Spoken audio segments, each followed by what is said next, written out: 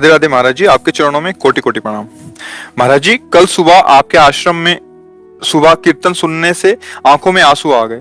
क्या इसे ही प्रभु का अनुभव कहते हैं? यदि ऐसा है तो कृपया मेरा मार्गदर्शन कीजिए कि एक बार के आंसू से थोड़ी अनुभव हो जाता है। वो तो आर्त भाव जब तक अंदर नहीं आएगा प्रियता। आंसू किससे आते?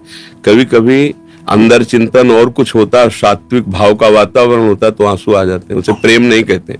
आंसू आ जाना कोई प्रेमी का ही लक्षण नहीं है, बहुत कारणों से आंसू आता है। एक बार राधा वल्लभ जी में खड़े थे और एक राधा वल्लभ जी के आगे व्यक्ति खड़े थे और राधा वल्लभ जी को देख के रो रहे थे। पीछे से अंदर ऐसा लगा कि कितनी कृपा है इनके ऊपर कि प्रभु को देख करके रो रहे हैं। तो बार बार उनके चरणों की तरफ वृत्ति गई। फिर वो सिसक के फिर उन्होंने जो प्रार्थना की, फिर हम पीछे हट गए। उनका प्रभु हमारी पत्नी तो मरणासन में थी, आपने बचा ली, और फिर पीछे हट गए। मोह राग से तो प्रभु को साधन बनाकर विषय साध्य करके रोना तो सारा संसार रो रहा है, जिसका साधन भी प्रभु और साध्य भी प्रभु। अब प्रभु के बिना जिया नहीं जा रहा है। जो प्रभु के लिए रोता है, गदगद सुर नैना सजल दंपति रस रहे भीन ईगत वृंदा विपिन, उसका रोना सार्थक होता है। समझ में आया? तो अभी तो भजन करो। ये सात्विक वातावरण का प्रभाव है कि आंसू आ गए। इसी को प्रभु का अनुभव थोड़ी कहते हैं। प्रभु का अनुभव तो जब होगा तो फिर एक अलग ही धारा बह जाएगी। नाम जप करो, नाम जप, खूब नाम जप करो। कोई नशा न करो, माताओं बहनों की तरफ गंदी दृष्टि न रखो। हाँ, अपने को पवित्र रखो। धीरे धीरे धीरे धीरे पहले नवदा भक्ति तो आवे हृदय में, तब प्रेम आवे। श्रवणम कीर्तनम स्मरणम विष्णुर्पाद सेवनम अर्चनम वंदनम दास्यम शक्य आत्मनिवेदनम अप्रेम। हाँ, पहले ये जो साधन भक्ति है ना, ये करते करते तब तीन प्रेम लक्षणा पाई पाई रस भक्ति गूढ़ जुग जुग जग दुर्लभ भव इंद्रादि विधिम आगमन निगम पुराण अगोचर सहज माधुरी रूप निधिम अवन भय आनंद कंद निज संपत्ति। अब भगवदानंद में मत हो रहा क्योंकि सामने रूप छा गया है। चले अभी छोटे मोटे आंसू, इनकी कोई गणना नहीं है। अच्छा है भागवतिक वातावरण में ऐसे भाव आना, ये टिकाऊ चीज नहीं है। भागवतिक वातावरण हुआ तो थोड़ा सात्विक भाव आ गए, राजसिक वातावरण हुआ तो काम क्रोध आ गए, तामसिक वातावरण हुआ तो निद्रा प्रमाद स्थिति हिंसात्मक वृत्तियां। अभी कोई टिकाऊ बात थोड़ी है। अरे हाँ, जब एक बार इनके लिए रोना आ जाए, फिर आंसू एक बूंद किसी और स्थिति में ना गिरे, केवल प्रभु को समर्पित आंसू, उन्हें माना जाता है कि इनका रोना सार्थक है। रो तो संसार रहा है, प्रभु के लिए रोया और फिर कभी अपने लिए रोया ही नहीं। चाहे जितना कष्ट हो, चाहे जैसी परिस्थिति हो, मुस्कुरा कर सह गया। अगर रोना आया तो प्रभु के प्यार में रोना आया, बस। हर परिस्थिति को मुस्कुरा के सह गया, लेकिन प्रभु के प्यार को अशय नहीं, उसमें विकल होकर के आनंद से या विरह से विकल होकर प्रभु के लिए रोता है। वो रोना सार्थक पाया जाता है। प्रमोद पांडे जी, ज्योति पांडे जी, महाराज जी आपके चरणों में कोटि कोटि प्रणाम। महाराज जी, पर ब्रह्म और निराकार ब्रह्म में क्या अंतर है? उनका साकार करो। हाँ, राष्ट्रपति का क्या अधिकार? पहले को होमगार्ड का परिचय प्राप्त करो, होमगार्ड बनो पहले, फिर राष्ट्रपति को परिचय प्राप्त, पहले नाम जप करो। अधिकार के अनुसार प्रश्न किया जाता है और अधिकार के अनुसार उत्तर प्राप्त है। तुम्हारा कल्याण कैसे हो पहले ये जानो, तो अपने आप सब पता चल जाएगा। सोई जाने जे देव जनाई, जानत तुम्हें तुम्हें हो जाए। प्रभु का भजन करो, जना देंगे कि मैं ही ब्रह्म हूँ, मैं ही परमात्मा हूँ, मैं ही भगवान हूँ, मैं ही जीव हूँ, मैं ही ईश्वर हूँ, मैं ही सत हूँ, मैं ही असत हूँ, मैं वही परमात्मा तत्व है, दूसरा कोई है नहीं। पहले भजन करो यार, पहले संयम से चलो, पहले मन इंद्रिय को काबू में करने को सीखो, पहले गंदी बातों का त्याग करना सीखो। आजकल क्या है कि पढ़े लिख करके बस प्रश्न हाई क्वालिटी का करना और आचरण में पवित्रता नहीं, आचरण में पवित्रता नहीं, दिव्य भावों में दिव्यता नहीं, तो परमात्मा स्वरूप का ऐसे अनुभव हो जाएगा।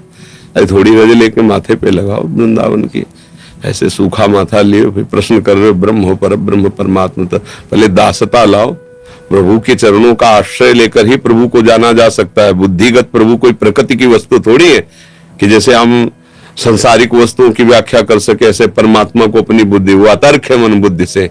हाँ, जब हम दैन्यता से भजन करते तो हमारी बुद्धि में प्रकाशित हो जाते हैं। दूसरों न कोई, इतनी बात समझ लो, दूसरों न कोई, एक ही परम तत्व है। उसी को विविध नामों से पुकारा जाता है, चाहे उसे ज्ञानी जन ब्रह्म कहें, योगी जन परमात्मा कहें, भक्त जन भगवान कहें, रसिक जन लाडिले लाल कहें, वही है, दूसरा कोई नहीं है। खूब भजन करो, अच्छे आचरण बनाओ। पहले आपके आचरण जगत मंगल करने वाले बने, आपका चरित्र पावन हो, आपकी इंद्रियां, आपका मन कुमार्गामी वृत्तियों से हटे, तब आगे की बात बनती। आनंद तब आता है जब हम एक नींव रखें अपनी आस्तिकता की, ऐसी नींव जिसमें पवित्रता, सत्यता, धर्म और आचरण विराजमान। समझ में आ रहा भैया? हाँ, खूब नाम जप करो, अच्छे आचरण करो, गंदी भोजन, गंदा दर्शन, गंदी वृत्तियों का त्याग करो, आगे का मार्ग खुद समझ में आ जाएगा। प्रीति वर्मा जी दिल्ली से। महाराज जी आपके चरणों में कोटि कोटि प्रणाम। महाराज जी मैं सीताराम जी की उपासिका हूँ। महाराज जी मेरा प्रश्न यह है कि जितनी महिमा संसार में राधा रानी जी की है उतनी माँ सिया की नहीं है, और जितनी महिमा राम नाम की है उतनी कृष्ण नाम की नहीं। महाराज जी इसको, ये आपके दिमाग की बात है। आप पूरे संसार में मिली है क्या किसी से? तो आपके दिमाग का विषय है। कितने कृष्ण प्रेमी हैं, कितने कृष्ण नाम जापक हैं, आपको कहाँ पता है? और कितने सिया राम जी के आसक्त चित्त वाले, आपको, आप केवल अपने दिमाग से अनुमान लगा रहे हैं। आप अभी भक्तों की मंडलियों में कहाँ प्रवेश पाए हैं? आप कहाँ जानते हैं किन भक्तों की मंडली में गए, किस धाम में यात्रा की, कौन से आप तीर्थों में गए, कितने महाभागवत प्राणों को समर्पित किए हुए कृष्ण नाम में जीवन ने उछार किए हैं, राधा नाम में। वही सिया जी है, वही राम जी है। न सिया राम में भेद है, न राधे श्याम में भेद है।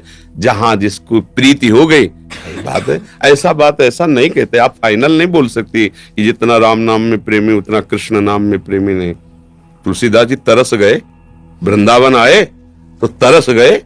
यहाँ कोई राम ही नाम नहीं, यहाँ तो राधा राधा राधा। तो उन्होंने कहा गजब है, ये कैसी लग रही। जिस दरबार में जहाँ मुरली मनोहर किशोरी जी के साथ खड़े साष्टांग प्रणाम करने के लिए तरस गए। ये कौन सा देश भैया, या तो कोई ले जाता हमारे सिया राम को, या जिसे देखो राधे श्याम राधा राधा राधा। तो आप अयोध्या पहुंच जाओ, वहां सिया राम ही सिया राम, सिया राम ही सिया राम। भाई प्रभु एक ही है। ऐसा तारतम्य करने से अपराध भी लगता है, और ऐसा तारतम्य है भी नहीं। हमारे प्रभु के विविध नाम है, विविध रूप है। जिसको जहां गुरु कृपा से आसक्ति हो जाए, खूब उन्हीं को दुलरा, वही है, दूसरा कोई नहीं है। ना कृष्ण दूसरे, ना राम दूसरे, ना सिया जी दूसरी, ना किशोरी जी दूसरी। हाँ, प्रेम की पराकाष्ठा फिर अलग अलग। जैसे राम और परशुराम एक ही बात है ना। भगवान के अवतार परशुराम जी भी हैं और राम जी हैं। जब परशुराम जी अपने स्वरूप में थे, पूरा विश्व थर्रा रहा था, और जब राम जी के सामने गए तो परशुराम जी है चरणों में झुक के जय जय करके। तो अब कोई दूसरा तो नहीं ना। ऐसे ही प्रेम, भजन, बल संपूर्ण से भगवान संपूर्ण है। अब जहां जरूरत 10 किलो उठाने की है तो 100 किलो का प्रदर्शन थोड़ी करते हैं। 10 किलो उठा लिया, जहां 100 किलो का वहां 100 किलो, जहां 10,000 का वहां 10,000 का। अब कहो उन्होंने तो 10,000 उठाया था और उन्होंने 10 किलो उठाया था, तो मतलब ये नहीं, वहां जरूरत 10 किलो की थी इसलिए 10 किलो उठाया है। तो संपूर्ण शेष जी के फण में सरसों के दाने की तरह अनंत ब्रह्मांड है। अच्छा, वो भगवान गिरिराज जी उठा ले, कोई बड़ी बात हो गई। तो अपने लोग क्या है, गोस्वामी तुलसीदास जी से किसी भक्त ने विनोद में कहा कि आपके ठाकुर तो कितने 12 कला युक्त है। हाँ, 12 हमारे ठाकुर कृष्णचंद्र 16 कला से। तो आंसू आ गए। बोले आज हमें पता चला कि हमारे प्रभु 12 कलाओं से भी युक्त हैं। हम तो केवल राम से प्रेम करते हैं, कलाओं से नहीं। चुप हो गए सब। हम तो केवल राम से प्रेम करते हैं, हमारे राम प्राण धन है, जीवन। ये प्रेम का विषय बड़ा छोटा और अधिक। लोग अधिक तो माया को जपते, तो माया बड़ी हो गई क्या? न उतना राम को जपते, न कृष्ण को जपते जितना माया को जपते हैं। अगर लोगों से तारतम्य मिलाया जाए तो जितना प्यार पत्नी से करते उतना भगवान से नहीं करते, जितना भोगों से करते उतना भगवान से नहीं करते, तो भोग ज्यादा हो गए ना। इस तारतम्य से निर्णय भक्ति का नहीं होता कि किसके ढोल ज्यादा बज रहे।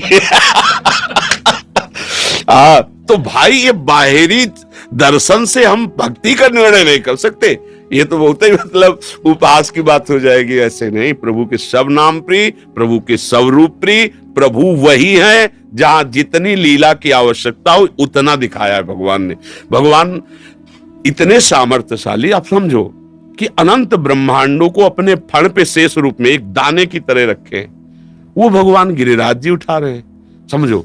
और वही भगवान जिन्होंने गिरिराज जी उठाया, नंद की डेहरी नहीं पार कर पा रहे। बाल गोविंद ऐसे घुटनों के बल होते हुए बाबा की डेहरी पे गए तो मोटी डेहरी महल की, और लकड़ी की होती थी पहले मोटी डेहरी, डेहरी पूजन होता था ऐसे मोटी डेहरी। अब चढ़ गए, छाती तो ऊपर हुए, पैर श्री चरण ऊपर उठ गए, अब आगे हाथ नहीं जा सकते कि छोटे गोपाल जी अब रो रहे हैं, ना इधर ना उधर। कौन? जिन्होंने एक पग में ब्रह्मलोक तक नाप लिया था, जरूरत पड़ी तो नपला कितना बड़ा हो गया।